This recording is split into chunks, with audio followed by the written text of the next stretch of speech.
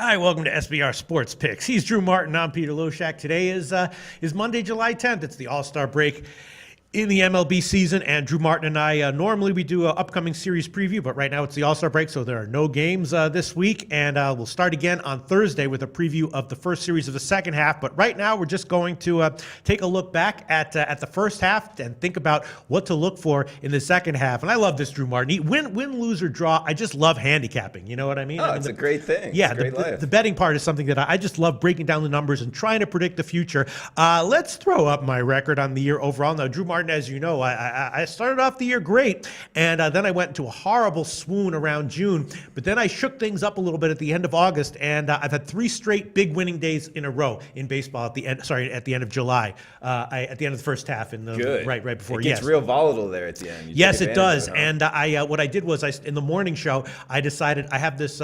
Cynthia gave me a jersey for the a Yankees jersey, and when I put it on, I realized that when I had a black turtleneck, black crew neck underneath, I looked exactly like the Furies from the movie The Warriors. Remember the movie The Warriors? I don't. Oh no? Okay, we'll show you. We'll see. But anyway, it was sort of a cult classic gang movie from New York City in the 70s or whenever it was made. And I said, all right, I'm wearing this now, and if I have a winning day, I'm going to wear it tomorrow, and I'm not going to take it off until I've had a losing day. And I've had to wear it for 4 days in a row now. I've been noticing that. Yes. I didn't know what that was about. No, that's not a fashion decision. That was just a superstition decision, and it's paid off. So you'll have it next Friday? I'll have it on Friday. Okay. Yep, and hopefully now the thing is that when you're surfing the wave of MLB, I feel like you can't get into a groove where you can have day in and day out winning days. But when the second half starts again, things get shaken up really weird. I mean, in any sport, that's the case, but especially in baseball, things get really, really kind of quirky and weird. So we're going to try to look ahead to the second half and see what to expect. Now, the first thing we have to talk about, if we're talking about this season of baseball, is Houston. Right now, Houston is just.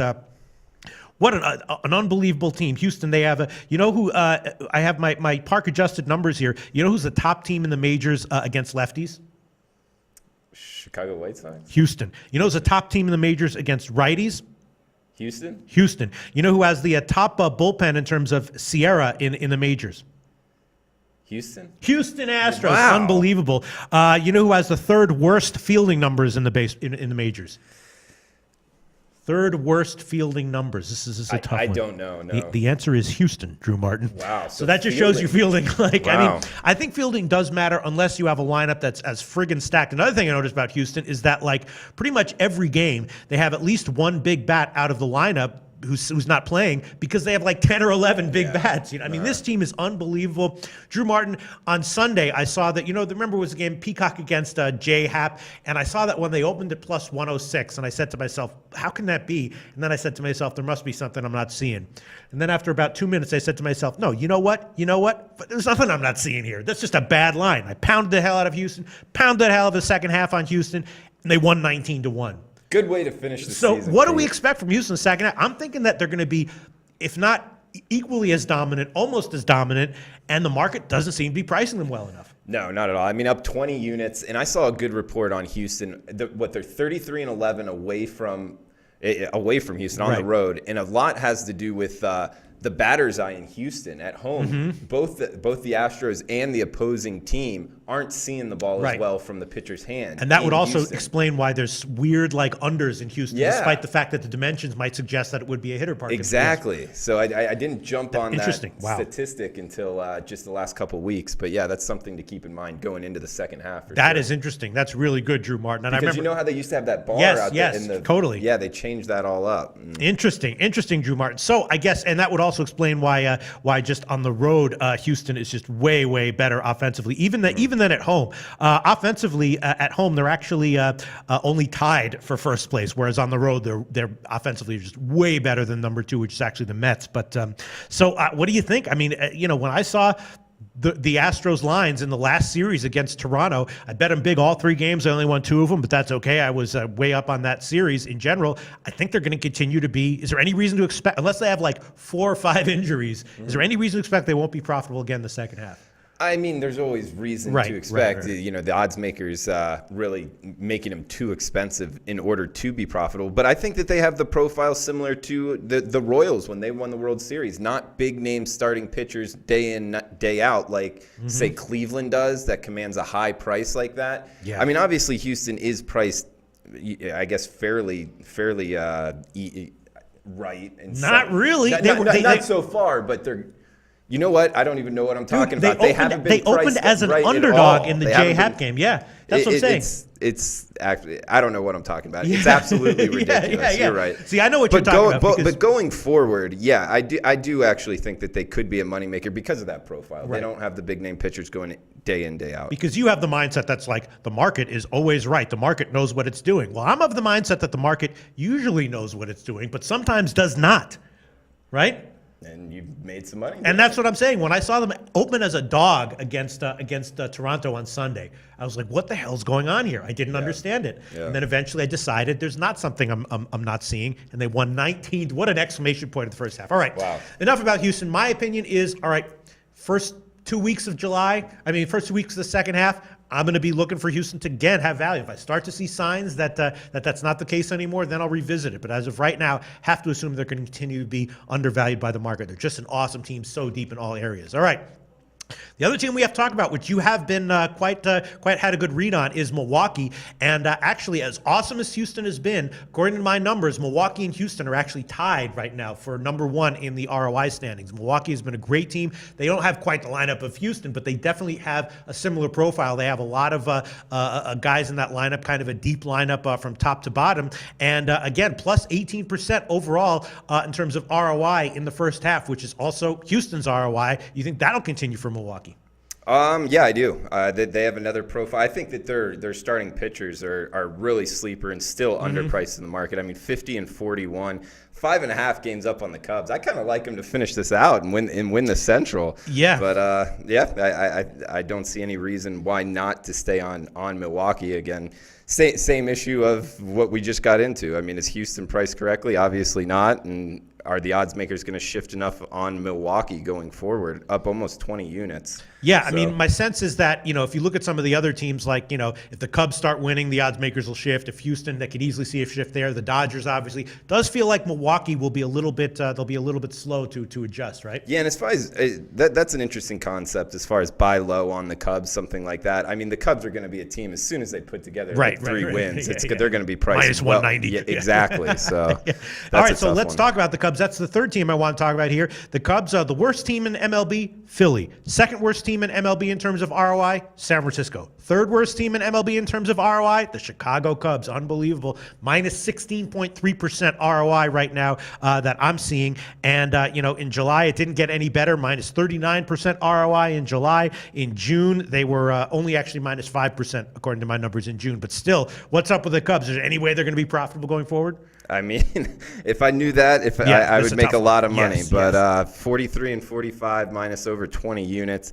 I don't know. I mean, like I said, if they put on a run, they're going to be priced pretty heavy. So I would actually, given even odds, I would bet on them continuing to be negative. Right. Going Maybe forward. not double digits negative, but hard to see them becoming positive. And I feel like if they do really start to put it together like they were last year, we'll sort of start to recognize it. But I don't know. I don't think that's going to happen. Just doesn't feel like it. And then this is another tough. This is the toughest question of them all, Drew Martin. The toughest question of them all is what in God's name is up with the Cleveland Indians, and especially at home.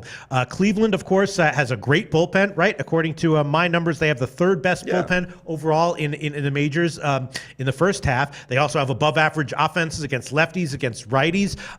Why then do they have by far the worst home ROI in baseball? The second worst is San Francisco at 22.5%, negative 22.5%. Cleveland minus 27.5% ROI at home. And even with Kluber starting, once again, an exclamation point to the first half. Once again, they have Kluber starting the Sunday night game, minus 200. Kluber pitches a great game, and bam, they lose anyway. Yeah, I don't know. The Cleveland nightlife for the team might be just a little bit too crazy for him. But I mean, only 21 and 24 at home.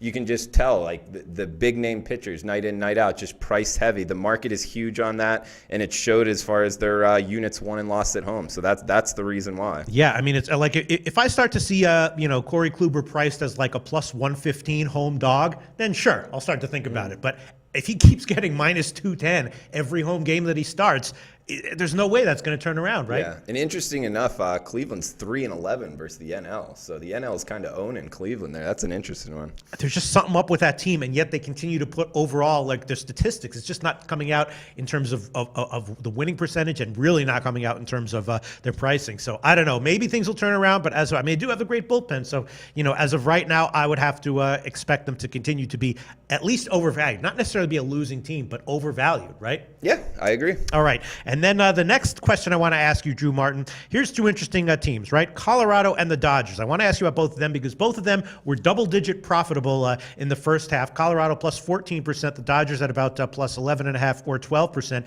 And in the beginning of the year, Drew Martin, let's start with Colorado. In the beginning of the year, that was the one team that off-camera you were talking about the most, ask me about the most. You were generally very high on Colorado, and of course, that did prove to be very profitable in the first half, plus 14% ROI. But there's some ominous numbers creeping up on them in the second half, in the second part of the first half of the season, and particularly offensively, they did go on a strong, sort of run of mediocrity and losing in July and the second half of June. And according to my numbers here, and this is just according to my numbers, which could be wrong or whatever, but last 30 days of the first half, the second worst team offensively overall in baseball was Philadelphia. The worst team offensively, park adjusted, in baseball was the Colorado Rockies, Drew Martin.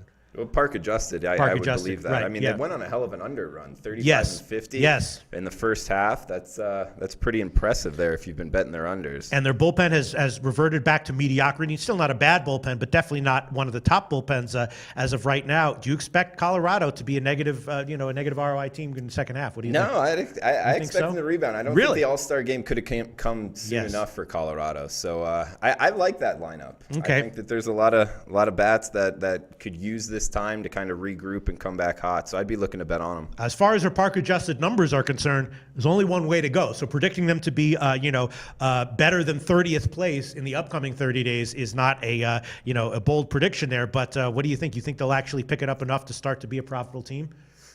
Yeah. You think so? Yeah. All right. Okay. And then the next team let's talk about is the Dodgers. Despite the fact that the Dodgers are so loaded and a big market team where they can come with, obviously we see Clayton Kershaw minus 300 every All game. the time, yeah. The Dodgers, according to my numbers, plus 11.5% ROI overall in the first half. So they were a profitable team, and their last game on Sunday was also just sort of a classic game where, Clayton Kershaw was a minus 300 favorite, and you were thinking, are they overvalued here? Maybe not. And Clayton Kershaw has actually been a profitable pitcher to bet on in baseball in the first half. What's your take on the Dodgers in the second half? Just price really heavy. I mean, obviously, 39-11 at home. Yeah. If you're betting against the Dodgers at home, and I know their run line at home has been really profitable as well. So, yeah, just absolutely dominating. Their bullpen's awesome. Little bit of an under team. If I recall, at least let early me check. in the season. At home, yes, slightly under trending team at home overall, and a very slightly trending under team overall. Yes, Okay. overall, yes. But yeah, no, overall, I'm not looking to step in front of the Dodgers. Pretty complete team. I almost wonder if we're getting into a little bit of an NBA. Not that big of an issue as far as the Warriors versus the Cavs, and the Dodgers versus the Astros, but not nearly to that level. But I wonder if it's almost a matter of time before these two meet in the World Series. Yeah, so you expect the Dodgers to, despite the fact they're going to be a big favorite again, as expected, as they were in the first half, that they'll still continue to be profitable in the second half. That's another team. I think the odds makers, kind of some big name pitchers and a big market there. I don't know if they start pricing them up in the minus 300 range a lot more than not. Yeah, and with Kershaw starting, I mean, at some point there's a psychological limit. I mean, are they going to start pricing him minus 450? I mean, they could, but are they likely to? I don't know. That is a tough one. And this is a real tough one, Drew Mark. You probably have. I don't know if anyone has an accurate answer for this one. The Atlanta Braves, according to my numbers, the sixth most profitable team in baseball in the first half, plus 6% ROI. Atlanta is a team that, and then they got Freeman back. They sort of held down the fort, especially offensively when Freeman left. Now that Freeman's back, it's definitely just given them a boost. They have some nice arms in the lineup. Starting pitching, they got Fultonavich and a couple other guys who are serviceable, and obviously a team that everyone expects to be bad. So they're getting big underdog lines a lot of the time, especially on the road where they're plus 16% ROI on the road. What do you think? You think Atlanta will continue to be profitable in the second half? This is a tough one. I don't know. I mean, getting Freddie back though, it's definitely something I'd actually look to bet on him more so than not. And you mentioned Fulte. That guy's top notch. And within the next year or two, I think he'll be definitely a top notch pitcher in MLB. So yeah, with Freddie Freeman back at first base, he'll also help him defensively, I feel. Or actually, is he going to be playing first or third? I don't know. That's a big question. Yeah, it's been kind of like going back and forth. I don't know if I like that third base. Right. I don't know if I would go. That would not be as much of a bet on sign. But yeah, they've also been an over team, 46 and 38 to the over. A lot of that has to do with the foul territory in Atlanta not being at least somewhat accounted for in the market, and so overs hitting more. And I think it's surprising to see them up and above Miami in the NL East standings. Yeah, Miami is another team that at least in July turned it around. They won a bunch of games in July, and they also had a slightly profitable ROI in June as well. Plus 6% ROI in June, and then a big positive ROI in July as well. Just, do you think Miami's going to be a team that might be profitable going forward?